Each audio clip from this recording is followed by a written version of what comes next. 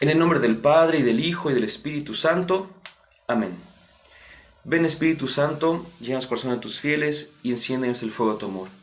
Envía, Señor, tu Espíritu, y todo será creado, y se renovará la faz de la tierra. Espíritu Santo, fuente de luz, ilumínanos. En el nombre del Padre, y del Hijo, y del Espíritu Santo. Amén. Muy buena noche, una vez más bienvenidos a nuestro curso de apuntes de bioética. Quisiéramos hacer un curso muy extenso que nos diera chance de presentar muchos contenidos y muchos ejemplos más, pero dadas las situaciones que tenemos particularmente, ¿verdad? E incluso un servidor, por supuesto, también es importante que vayamos a las bases. Incluso eso es algo que estamos tratando, apuntalar las bases para que se haga cada uno de nosotros un sano criterio de discernimiento. En la actualidad, desde el ámbito educativo, se trabaja o se pide mucho, se invita mucho al famoso pensamiento crítico. Pues para nuestro curso y para todos es exactamente lo mismo. Necesitamos pues tener, con los datos que vamos compartiendo en este curso, necesitamos tener las bases para un sano criterio de discernimiento. ¿Qué significa esto? Significa que puede que no podamos, o bueno, perdón la redundancia, puede que no abarquemos todos los casos, todos los ejemplos, pero si damos las líneas principales, entonces también estamos configurando este apartado que nos ayuda pues a adentrarnos. Hemos hablado, por una parte, de la introducción a la bioética, y el segundo tema que tratamos fue el de la dignidad de la persona humana, la dignidad humana. Y ese es muy importante porque dada esta dignidad de la persona humana, es que podemos nosotros entablar diálogo con los demás temas, ¿no? Hoy hablaremos de la sexualidad de la persona humana, de la sexualidad humana, pero también, pues, posiblemente hablaremos del aborto, y para eso necesitamos hablar, obviamente, de la persona y su dignidad, y también hablaremos, Dios mediante, de la eutanasia, y también volveremos a hablar y a retomar el punto de la dignidad humana. Ahí tenemos la base. Curiosamente, todos sabemos que nuestro primer don, por así decirlo, derecho, es el de la vida. Sin embargo, el don de la vida, se circunscribe todavía más a un valor más alto en el ser humano, que es el del amor. De allí pues que necesitamos nosotros también tomar en cuenta estos dos puntos, porque la vida es la base de todos los derechos, por eso es el primer derecho, pero más alto está la realización del ser humano, y el ser humano se realiza en el amor. Entonces, todos los actos que nosotros vayamos haciendo, es necesario que vayamos distinguiendo aquellos que nos ayudan a perfeccionarnos, a realizarnos como seres humanos, y aquellos que nos limitan nuestra esencia humana. Esto me lleva a afirmar una primera cuestión muy interesante. Compartimos muchas semejanzas con la creación, con la naturaleza, vaya. Sobre todo, evidentemente, con algunos animales, tanto de manera, pues, genética, si queremos verlo así, como de manera estructural. Entonces, ahí tenemos ciertas semejanzas, por así decirlo. Sin embargo, la dimensión humana es una dimensión muy alta, que no se puede equiparar a esta situación.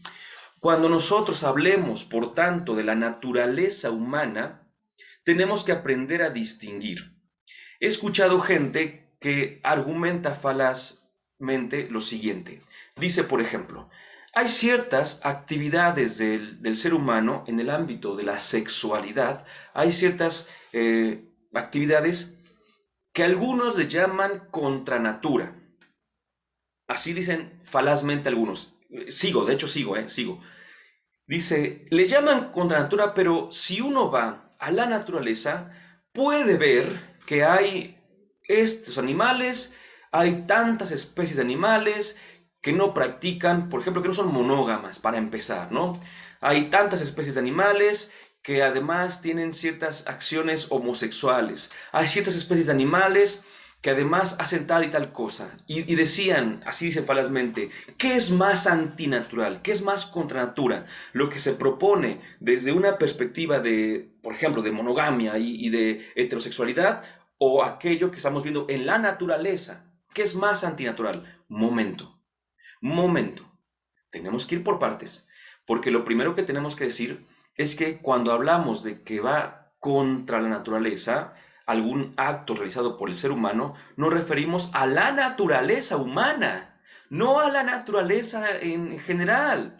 Porque diríamos, bueno, ¿sabes cuántos animales, por ejemplo? Pienso de entrada en las mantis religiosas, que después de que tienen la cópula, la señora mantis mata al señor mantis.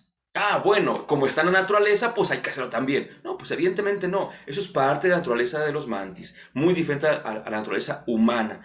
Por eso digo que aunque tenemos ciertas semejanzas con la creación, cuando hablemos del actuar, del obrar humano, necesitamos ver la naturaleza humana. El punto de partida es esta, la esencia humana. Hay una frase latina, me gusta mucho porque cuando la comprendemos, podemos también de alguna manera evaluar nuestras mismas acciones.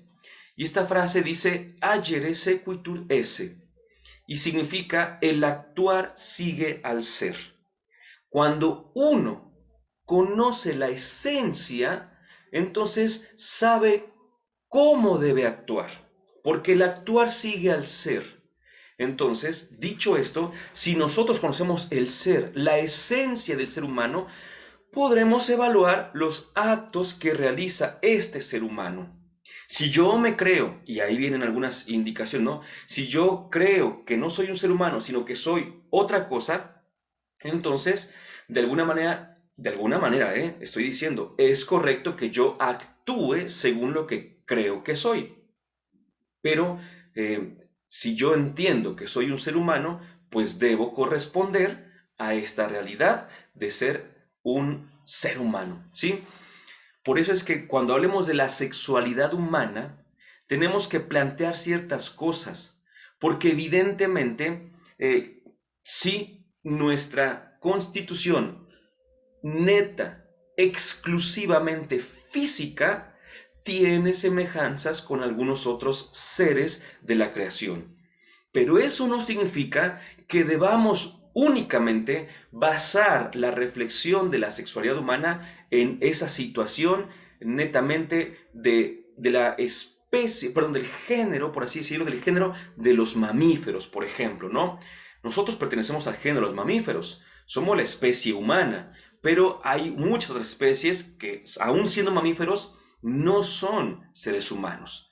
De allí pues que, aunque nos parezcamos, porque pertenecemos al mismo género, en realidad somos especies distintas. Y recordemos que la distinción entre esta especie humana y cualquier otra especie mamífera no humana, entonces es totalmente distinta. No podemos, pues, no podemos hacer una extensión de la forma en la que se conducen los animales, por así decirlo, el animal, género mamífero, especie no humana, no podemos conducirnos haciendo una alusión a ellos.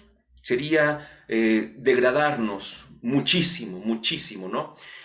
Pero sí podemos, por otra parte, justamente ver cómo se comportan para poder entender cómo diferenciar nuestros propios actos. Así que vamos a hablar de la sexualidad humana y vamos a tener dos grandes ámbitos. El primero, bueno, pero aquí está justamente un poco de lo que estaba comentando, me permito leer, dice, la procreación humana, la mera procreación, como la reproducción de los otros mamíferos, hasta hace unos años era únicamente una procreación sexual. Ahorita explicamos. Y se realizaba solo a través de la cópula sexual, así literalmente. Pero hoy tenemos grandes avances, ¿verdad? Grandes avances científicos que permiten otro tipo de procreación humana que no es la exclusivamente sexual. Y ahorita vamos a ver a qué nos referimos con sexual, por supuesto, ¿no? Hoy las técnicas de fecundación in vitro y de clonación han cambiado el panorama y por lo mismo han creado nuevas problemáticas, nuevos problemas, ¿eh? Y de esto va a tratar la bioética. Por eso necesitamos poner las bases de la sexualidad humana para poder tener el juicio para el actuar bioético. Nosotros tenemos que ver y recordando siempre el lema, el eslogan de nuestro curso, que es entre lo técnicamente posible y lo moralmente admisible. O éticamente admisible también podemos decirlo, ¿no? Después podremos dialogar sobre eso. Esta es la idea, que en primer lugar, esta sexualidad humana era tenida como la fuente de la procreación, de entrada, ¿no? Entonces, pues era así, ¿no? Pero ahora hay otras formas y viene pues el debate ético, el diálogo con aquellos que dicen que si es posible se tiene que hacer, que no hay problema, y pues hay que plantear los parámetros para poder ir avanzando. ¿Cuáles son las dos formas de dividirlo? Bueno, por una parte desde el punto de vista biológico, para no perderme y para no perderlos en discursos, he querido proponer tal cual nuestro autor Ramón Lucas Lucas propone este acercamiento, porque son datos concretos. Esto no hay mucho que darle vueltas, sino simplemente que proponerlo y pues ahí están los datos, ¿no? Entonces, hablaremos desde el punto de vista biológico, la sexualidad humana desde el punto de vista biológico, y después hablaremos desde el punto de vista de la persona, porque nosotros hemos dicho, la dignidad humana radica más en nuestra alma espiritual que en nuestra corporeidad. Si bien es cierto que ambas son necesarias para que exista mi persona, no puedo irme únicamente con una o con la otra. Por eso necesitamos verlo de manera integral. Hablar desde el punto de vista biológico es hablar desde un punto de vista parcial. Y nosotros intentamos ser imparciales. Hablar desde el punto de vista biológico es hablar desde el punto de vista subjetivo, nada más, o relativo, como diríamos también el día de hoy. Y necesitamos poner bases que sean firmes, que sean absolutas, por así llamarles, y que sean objetivas, ¿verdad? Que sean, repito la palabra, integrales. Desde el punto de vista biológico, hablaremos del sexo cromosómico, que es el que a continuación leeremos, el sexo gonádico y ductual, y por último, el sexo genital. Vamos a ir haciendo solamente algunas alusiones para que podamos entender esto. Bueno, ¿qué es el sexo cromosómico? Recordemos que nosotros estamos constituidos por, vemos una sola persona, así de frente vemos una sola persona, pero esta unidad está constituida por distintos elementos, y estos elementos hasta por las moléculas, y tenemos allí hasta dentro de nosotros todas estas partículas componentes, y llegamos, por ejemplo, en este caso, para hablar de ello, llegamos a los cromosomas, ¿verdad? Bueno, ¿qué es el sexo desde lo cromosómico que tiene que ver con lo biológico, insisto? Bueno, este está determinado por la presencia o ausencia del cromosoma Y en el código genético del individuo. Debemos recordar que en el momento de la fecundación, eh, papá y mamá donan paquetes de cromosomas y dependiendo de estos cromosomas es como empieza nuestro ser sexuado propiamente y hacia adelante, vaya, pero vamos a ver cómo se va configurando, ¿no? El sexo femenino, dice, recordemos que tenemos 23 pares, 46 cromosomas. El sexo femenino, además de estos 44 cromosomas, está determinado por dos cromosomas iguales, que se designan con la letra X. En la especie humana, la mujer está determinada genéticamente por la fórmula 44 más XX. Son 44 cromosomas y el último par, la mujer, XX. ¿Verdad? Son cuestiones que probablemente hayamos escuchado desde la primaria, secundaria, por ahí, ¿verdad? Secundaria me parece. El sexo masculino, además de los otros 44 cromosomas, tiene un cromosoma sexual igual al X femenino, pero tiene otro diferente que se indica con la letra Y. El varón está pues determinado genéticamente por la fórmula 44 más XY. Desde los cromosomas hay diferencia sexual, ¿sí? Ahí tenemos el sexo cromosómico. desde ahí ya está una carga genética distinta, ¿no? Está científica y objetivamente probado que es el sexo genético cromosómico el que determina los demás componentes biológicos del sexo. Permítanme usar un ejemplo muy ridículo, quizá, ¿no? Pero hagamos de cuenta que esto es como biológicamente la esencia que una vez que está puesta, después va a expresarse, a manifestarse físicamente partiendo de aquí. Entonces, desde el momento de la concepción ya tenemos pues estos pares de cromosomas y repito, después viene toda la evolución dentro del vientre, después vendrá la evolución fuera del vientre, y ya tenemos aquí el sexo cromosómico. El segundo tipo de sexo desde el punto de vista biológico es el gonádico y ductual. Las famosas gónadas, ¿verdad? Tanto en el sentido masculino como en el sentido femenino. Voy a leer igual porque, repito, estos datos necesitamos tenerlos así al pie. El sexo cromosómico determina, por eso decíamos que es la esencia esta, determina el desarrollo de las gónadas en sentido masculino, se habla del testículo, o femenino, se habla del ovario, ¿verdad? El cromosoma Y, o el X también, activa algunos genes responsables de la diferenciación de las gónadas. Estas producen determinadas hormonas que influyen en la sucesiva formación y fisiología de los órganos genitales. Es el tercer tipo de sexo, ¿sí? Pero vean cómo desde aquí, desde el principio, empieza este peregrinaje, ¿verdad? Para llegar a esta diferenciación sexual. El sexo ductual se forma con base en los cromosomas y en las gónadas, y en el varón se compone del epidídimo, los conductos deferentes, la vesícula seminal, la próstata, las glándulas bulbouretrales y parte de la uretra. En la mujer, del útero, las trompas y parte de la vagina. Entonces ahí tenemos pues el sexo gonádico. A ver, empezamos con el cromosómico, luego con el gonádico y ahora sí lo que viene más hacia el exterior, ¿verdad? El sexo genital. Este está determinado por las características anatómicas, que son las que, repito, podemos observar directamente a nivel de los genitales externos, ¿sí? Las gónadas estaban todavía en el interior, los cromosomas están en lo más básico, lo más fundamental, y aquí ya aparece, bueno, lo externo. Mientras el sexo interno, cromosómico o gonádico, deriva de estructuras diferentes en los dos sexos, los genitales externos tienen un esbozo embrionario común en un primer momento, ¿sí? Que después, bajo el influjo de las hormonas sexuales masculinas o femeninas, se desarrolla de modo diferente. Glande, pene y escroto en el varón, clítoris, labios menores y mayores en la mujer. Aquí habrán escuchado quizá algunos de ustedes en algún momento, ¿no? Que dicen, no, pues ¿sabes qué?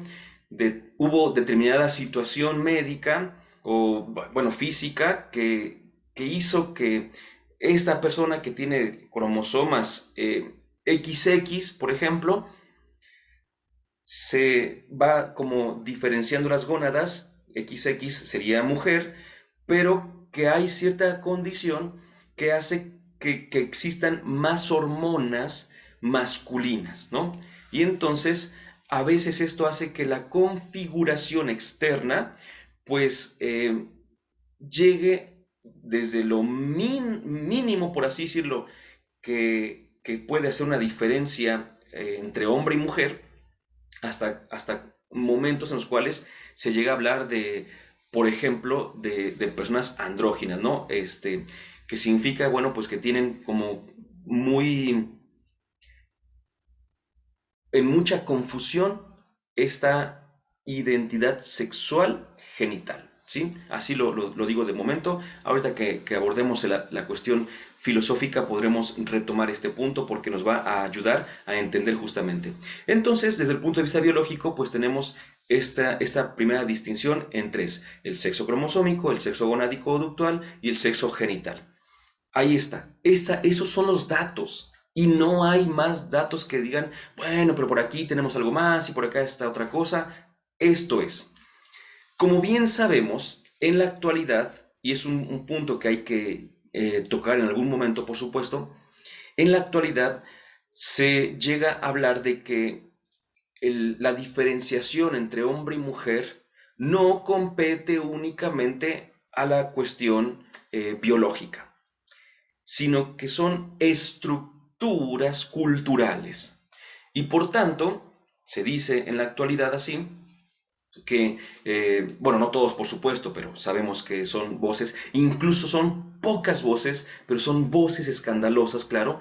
Se dice que se puede tener toda una cuestión biológica, por ejemplo, de varón, pero ser y tener esa manifestación de persona mujer.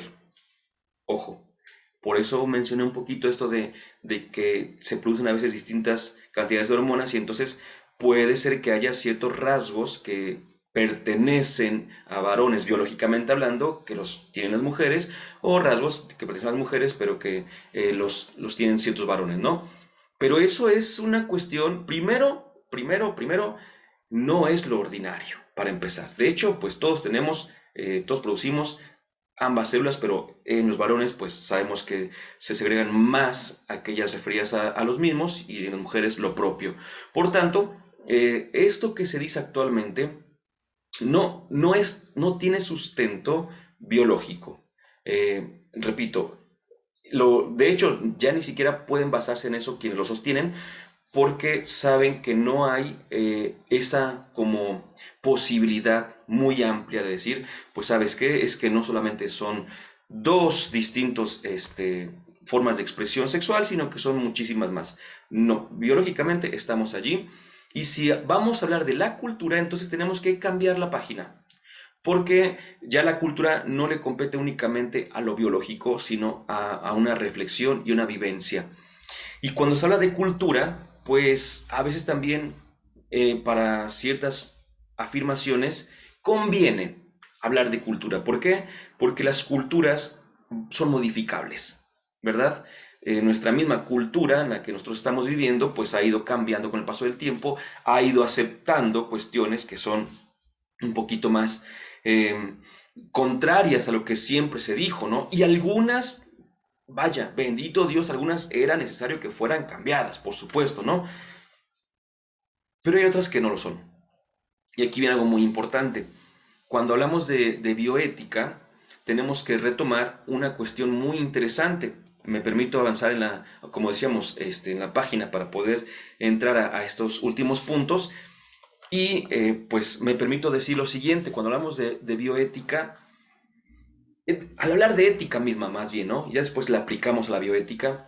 Todavía hay distintas posturas entre autores sobre la diferencia, por ejemplo, entre ética y moral. Algunos dirán que ética y moral son exactamente lo mismo, que lo único que cambia es el idioma, porque ética viene de ethos en griego y moral viene de mormoris en latín, pero que significan lo mismo. Entonces, para ellos, ética y moral, para algunos autores es exactamente lo mismo. Para otros, la moral existe antes que la ética, porque dicen que la moral es la forma de vida de una cultura determinada y que la ética es el estudio de la moral. Entonces, primero existe la moral y después existe la ética que hace un estudio sobre ella. Pero para otros, y aquí viene lo interesante, se propone la siguiente cuestión, y creo que es una que puede ayudarnos muchísimo.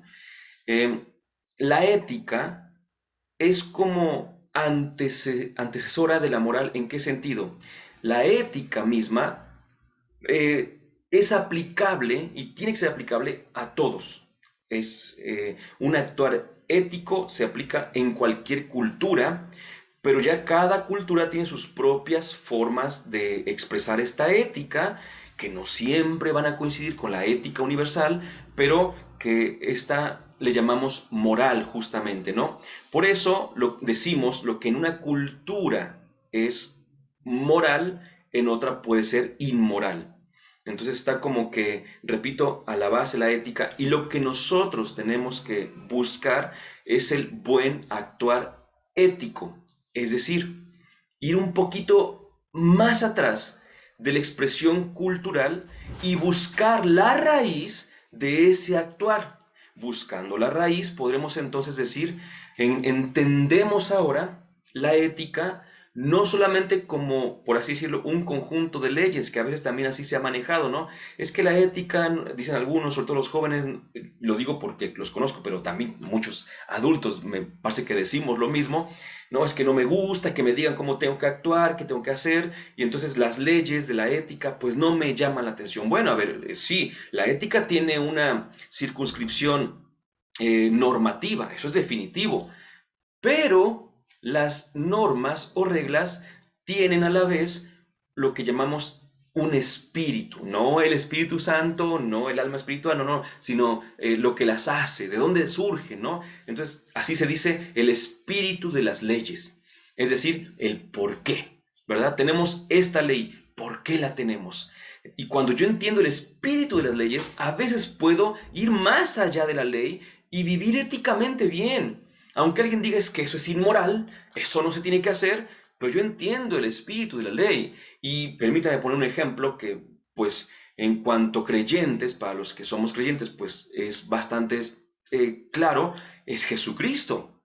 Jesucristo hizo en su tiempo cosas que muchos le recriminaban como inmorales. La primera de ellas es que éste se sienta a comer con las prostitutas, con los pecadores y con todos, y eso está mal, porque queda impuro, porque queda también contaminado, pues vaya, del pecado. Permíteme, porque Jesucristo estaba actuando éticamente. Él podía distinguir, por una parte, a la persona de los actos que hacía esa persona. No la juzgaba por sus actos, la juzgaba por quién era esa persona, ¿no? Y sabía que cada quien tiene su propia historia y todo eso. Entonces, en ese sentido, pues, insisto, la ética es como que una llamada, lo voy a decir así, a lo que en la fe se le llama la ley natural. Según la propuesta de la fe, hay tres tipos de leyes. Está la ley divina, que es la que está, voy a decirlo así, reside en la divinidad, reside en Dios. Está la ley humana o natural, que es la que reside en el corazón y en la conciencia del ser humano. Y está la ley positiva, que es todo el conjunto de leyes, los códigos de leyes que tenemos según cada país, estado, nación. La ley positiva debe estar en consonancia con la ley natural y la ley natural tiene que estar en consonancia con la ley divina para que la ley positiva sea justa y no solamente legal, ¿verdad? Porque a veces tenemos leyes que podemos cumplir desde la legalidad tranquilamente, por supuesto, pero que sea legal no siempre significa que sea justo. ¿Por qué? Porque no se ajusta a la ley divina cuya finalidad es la realización del ser humano. Entonces, a veces nosotros tenemos, repito, esta ley humana o ley natural en nosotros, esa es la que estaría justamente allí haciendo una sinergia con lo que llamamos aquí ética. La ética, pues, respondería a la ley divina siempre y cuando esté así bien afianzada a la ley que cada uno tiene. Y entonces, obviamente, en el interior hace 2, 3 días escuchaba a un sacerdote diciendo, poniendo de diferente manera la explicación de los mandamientos, y me encantó como lo hizo, la verdad, me encantó porque decía que él para poder explicar los mandamientos decía lo siguiente, ¿no? Que luego le preguntaban los jóvenes, pero ¿por qué los mandamientos? Yo no quiero cumplir los mandamientos. Dice, no, a ver, vamos por partes. Y que él empezaba a decirles así, ¿a ti te gusta que te mientan? Y el otro decía, no, pues no me gusta. Pues ahí está.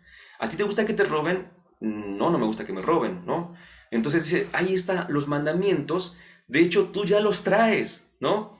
Ya los tienes, porque Dios ha puesto en ti esos mandamientos, que son líneas para poder avanzar sin perdernos. No son obligaciones que tengamos que cumplir, ¿no? Porque si no, nos va peor en el sentido penal, por así decirlo. No, no, no, es para nuestro bien. Entonces, los mandamientos tú los tienes ya inscritos. Lo que pasa es que a veces esta vida en el mundo, este peregrinaje, justamente nos va como haciendo olvidar la esencia de la vida misma, ¿no? ¿Qué tiene que ver todo esto entonces con lo que estamos hablando de la sexualidad humana? Pues que si nosotros aceptamos lo último que comentábamos acerca de moralidad, por así decirlo, de una cultura Y la ética, nosotros hablamos más entonces de una bioética, más que de una biomoralidad. Repito, no están peleadas, la ética y la moral, de hecho son complementarias, en determinados puntos son totalmente complementarias, necesitan una de la otra para poder explicarse, pero no queremos caer, a eso quiero llegar, no queremos caer a decir, si la cultura lo acepta, está bien. No, no, no, no. Necesitamos ir un poquito más atrás y llegar a esta situación tan interna como la ley natural y tan exacta, por así decirlo, como una ética universal, ¿sí? Entonces, bueno, vamos a ver, ya hablamos de lo biológico y decíamos que quien tiene ciertas propuestas un poquito contrarias a lo, a lo que de momento voy a llamar natural, ya entendimos natural desde el aspecto del ser humano, este, pues a veces se basan en justamente en argumentaciones que brincan de lo biológico a lo filosófico, a lo cultural, y nosotros tenemos que aprender a decir, a ver, deja de brincar en primer lugar. Vamos a establecernos en un punto. Si hablamos desde lo biológico, estos son los datos. ¿Quieres que hablemos desde otra perspectiva? Hablemos desde lo filosófico, porque desde la fe ya no hay más, o sea, ya está ahí puesto. Hablemos desde lo filosófico y cuando decimos lo filosófico, la reflexión filosófica es cuando hablamos de persona, ¿sí? Así tal cual.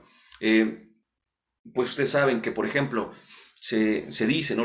En lenguaje médico, se dice del bebé, se dice el producto, el feto, el embrión, palabras que no es términos que no es que sean totalmente malos, pero por otra parte, filosóficamente, el feto, el embrión, el producto, si queremos llamar también de momento así, es una persona. Y por eso algunos tienen este miedo de decir, no, no, no, es que es nada más un cúmulo de células. A ver, permíteme tantito, porque si vamos al cúmulo de células, entonces vamos a lo biológico, ¿verdad? Pero si estamos hablando de una persona o no, entonces estamos desde el punto de vista de la filosofía. El término persona es un término filosófico, no propiamente biológico como tal, ¿no? Más le pertenece a la filosofía. Bueno, pues vamos, entonces avancemos. La sexualidad humana no es solo un conjunto de estructuras materiales, siendo la persona cuerpo y alma, existe una relación intrínseca entre sexo y persona. No solamente entre sexo y cuerpo o corporeidad, sino entre sexo y persona. Tres son los elementos que hay que destacar. Primero, la sexualidad toca a toda la persona, no únicamente a una dimensión corpórea, a toda la persona. Segundo, la sexualidad humana es complementariedad y comunión. Y tercero, la sexualidad humana también tiene que ver con la relación entre amor y procreación. Vamos a decir 2 o 3 palabras por cada uno de estos puntos para poder ir concluyendo el tema del día de hoy. Bien, nosotros como personas humanas, recuerden que decíamos esto, persona humana, nos vemos, nos expresamos a través de lo que somos y somos unidad de cuerpo y alma. Yo me expreso, pero entonces voy a decirlo de la siguiente manera. Si yo tuviese una luz y tengo, por ejemplo, un papel azul y pongo este papel en esta luz como una lámpara e ilumino, prendo vaya la lámpara, pues no hay mucho que pensar de que la luz va a salir con un tono azul, ¿verdad? Si le pongo un papel o un plástico rojo o amarillo, pues saldrá de esos colores. Es que la forma de expresar lo que se es, la luz, tiene que ver con lo que está delante que le ayuda a manifestarse. En este caso el color, en el caso de la persona, la corporeidad. Pero esto es una situación muy, muy integral. Es decir, yo me manifiesto a través de mi sexualidad biológicamente hablando, pero mi sexualidad personal, es decir, corporal y espiritual, está en sintonía. No puede haber una división y que yo diga, bueno, es que corporalmente hablando, biológicamente hablando, tengo una constitución sexual masculina, pero espiritualmente hablando, por así decirlo, ¿verdad? En mi alma espiritual, vaya, tengo una expresión femenina. No, soy persona, soy varón, y este decir soy varón incluye ambas realidades, la corporal y la anímico-espiritual, para que tengamos en cuenta esto. Me gusta mucho cómo dice el buen Lucas Lucas, por eso me atrevo a leerlo directamente. Dice, por aquí lo tenía, se me ha perdido, pero voy a leer otra parte que también me gustó muchísimo. Dice, la sexualidad es el modo de ser constitutivo del humano.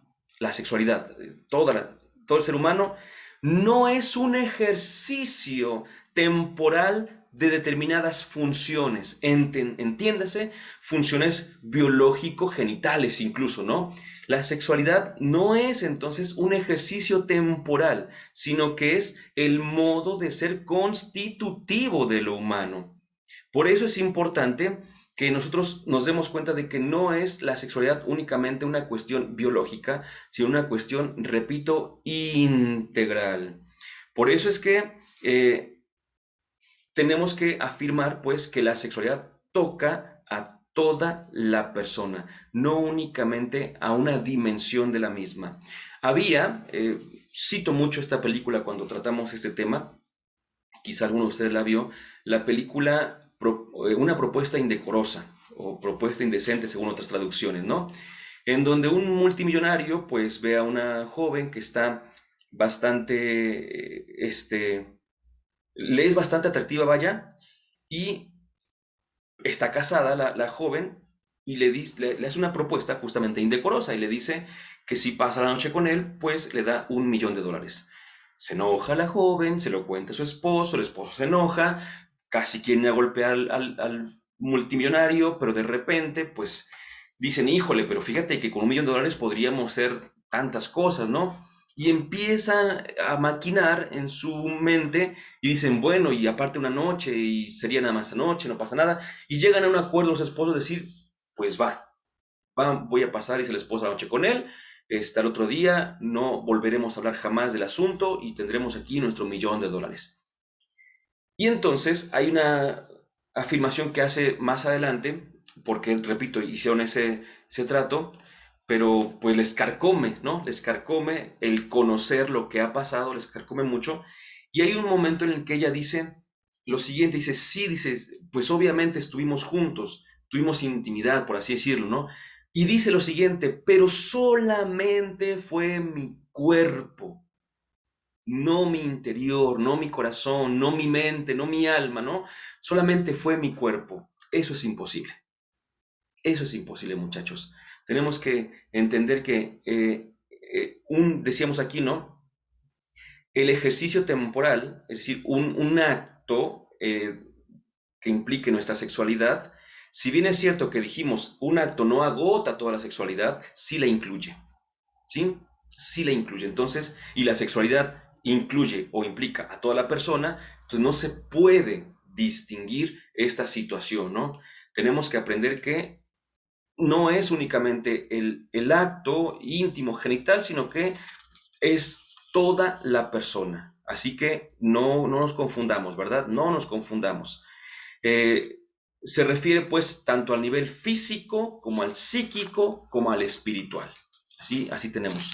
Segundo, decíamos, la sexualidad humana es también complementariedad y comunión. El hecho mismo de percibirnos diferentes nos hace darnos cuenta de que, a mí me gusta decirlo mucho así, de que todo nuestro ser grita por el otro. Todo nuestro ser busca la complementariedad.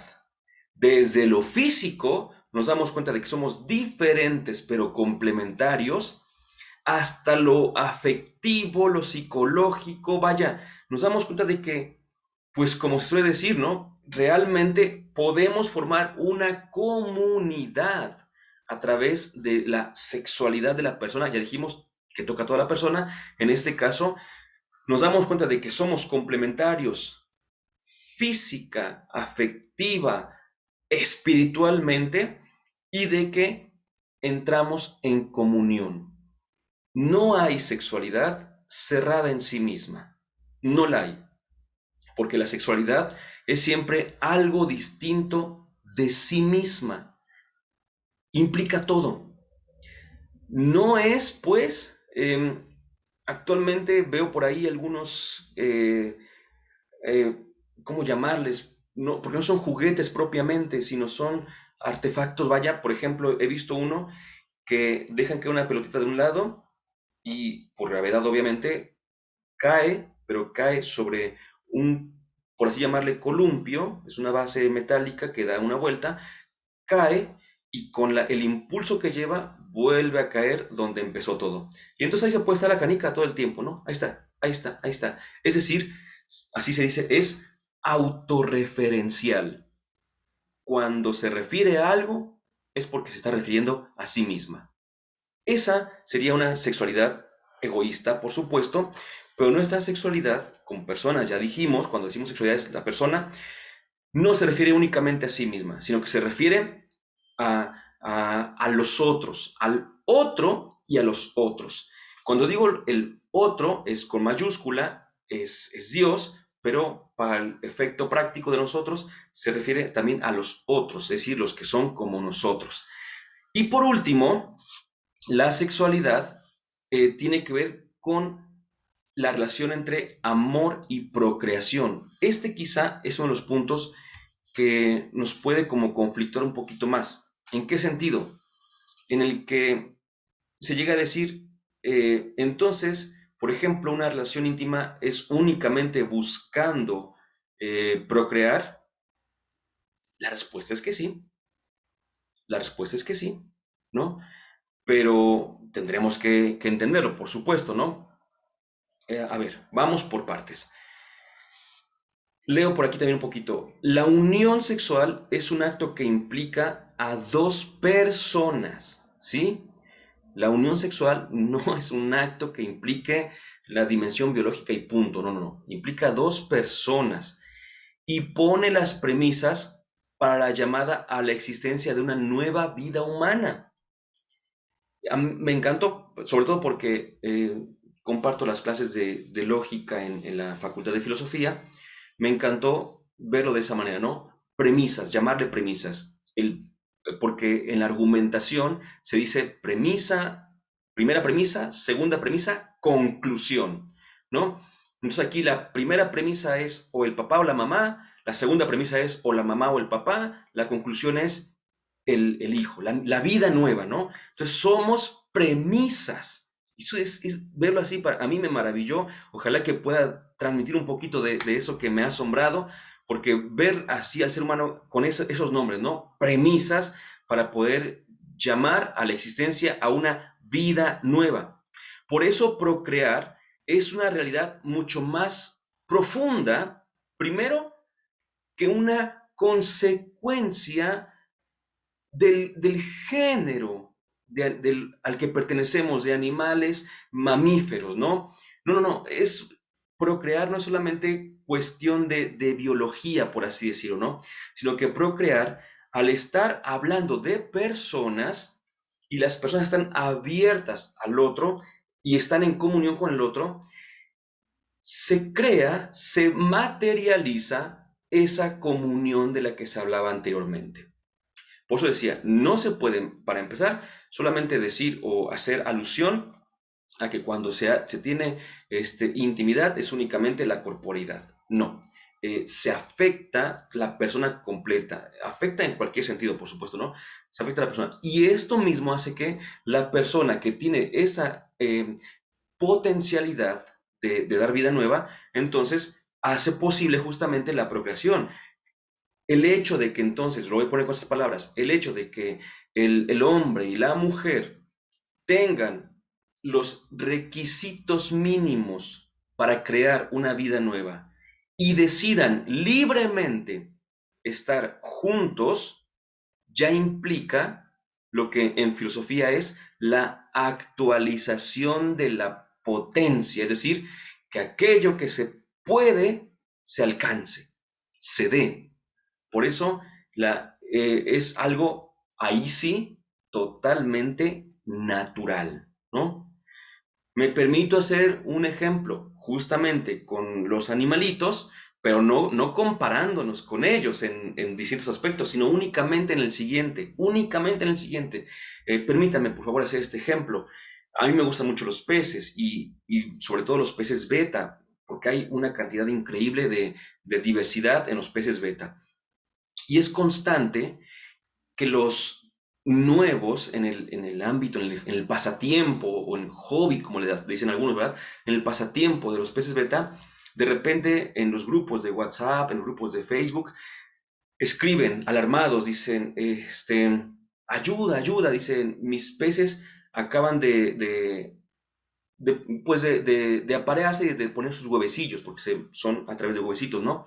¿Y ahora qué hago? Bueno, esos son los primeros. Pero junto a estos hay otros que dicen, ¿cómo le hago para que mis peces se apareen? Pues para los dos se unen las respuestas. Fíjense qué interesante. Dicen los expertos, ¿tú quieres que dos peces se apareen, que el macho y la hembra se apareen? Déjalos juntos. ¿Por qué? Porque en su naturaleza, está el instinto de conservación que viene justamente con el instinto sexual. Y ellos lo van a hacer por naturaleza. Por eso es que te ganaron tus peces y se aparearon y tú no estabas preparado. El punto está en que no están en su hábitat y entonces te corresponde a ti darles lo que en su hábitat tendrían. Tendrían alimento y tendrían muchas cosas para poder salir adelante. Pero tú los tienes en una pecera totalmente artificial. Por eso es que ellos hacen lo que en su naturaleza es posible en esa situación y es aparearse. Cambio, entonces, si vuelvo con el ser humano, en nuestra naturaleza está la procreación. Por eso, tratar de deslindar la procreación de la sexualidad, y en este caso de la intimidad también, es justamente ir en contra de eso. ¿Pero por qué? Porque somos seres racionales. Aquello que nos facilita entender la situación es aquello que nos invita a entender la amplitud del tema, ¿no? Leo un poquito más. Incluso, y fíjate nada más, tiene que ver también, incluso aquí es donde quizá entren más problemáticas que tienen que ver con esto de la bioética. Por eso mismo, la procreación es mucho más, pero mucho más, que solamente una capacidad biotecnológica, dice nuestro autor. La procreación, dice, es una realidad mucho más profunda que la capacidad biotecnológica, porque no se trata solamente de decir, pues ya me salió, ya pudimos manipular, ¿no? Por así decirlo, óvulo espermatozoide para que pueda haber una fecundación. No, no, no, no, no, no. Es que eso tiene que ver mucho más que con lo material, sino con la persona, con las personas. Por eso, procrear significa donar la propia vida en el darse de las personas.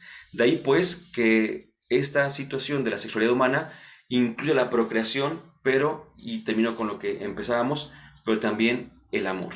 Decíamos que las personas estamos justamente, nos realizamos en el amor. Este amor que es justamente una donación. Si vamos a la base de nuestros problemas, como decía por ahí una santa, ¿verdad? A la base de todos los problemas está el egoísmo. El egoísmo en ese sentido es lo contrario al amor, justamente. El amor da, se dona, mientras que el egoísmo es quiero para mí, quiero recibir para mí y en mi bienestar, por así decirlo, ¿verdad? Un bienestar que tampoco incluye a la persona completa, sino simplemente situaciones de vida de la persona. Hablar de la sexualidad humana, entonces, no es hablar únicamente, decíamos, de un acto, sino hablar de toda una integridad de la persona, desde la biología, desde la filosofía, pero también desde el amor. Dulce Madre, no te alejes, tu hija de nosotros no apartes. Ven con nosotros a todas partes y nunca solo nos dejes. Ya que nos proteges tanto como de la Madre, haz que bendiga el Padre, el Hijo y el Espíritu Santo. Amén.